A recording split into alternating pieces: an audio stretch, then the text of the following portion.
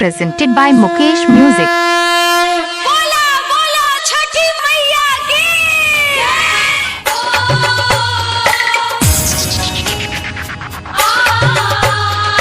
DJ Manish Raxaul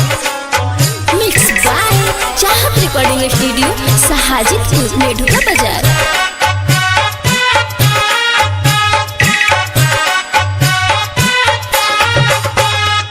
छठी माई के कोसिया को हारावारे गढ़िए तनिका बरे बरे ताही कोसिया और दिया वाला जाला बिना नाथ के भोरे भोरे छठी माई के कोसिया को हारावारे गढ़िए तनिका बरे बरे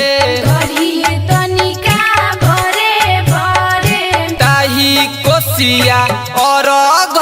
दिया वाला जाला बिना नाथ के भोरे भोरे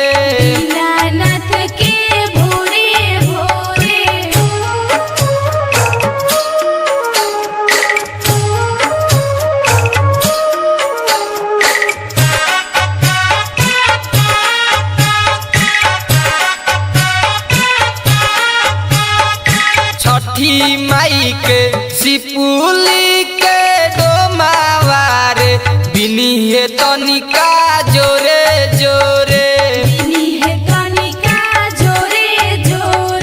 ताही सिपुली और दिया वाला जाला आदित्य मल के भोरे भोरे छठी माई के सिपुली के डोमावारे बिनिहे तनिका जोरे जोरे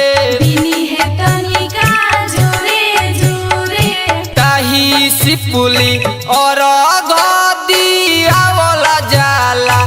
आदित्य मल के भोरे भोरे छठी माई के कोसिया को हारावारे गढ़िए तनिका बरे बरे ताही कोसिया और दिया वाला जाला बिना नाथ के भोरे भोरे DJ Manish Raxaul recording by Chahat recording studio Sajidpur Medhuka बाजार।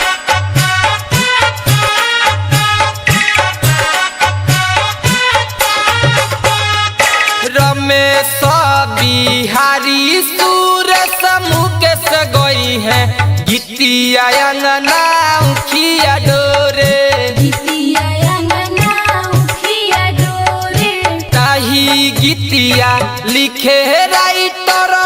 में मुकेश दुनु अपन हाथ जोरे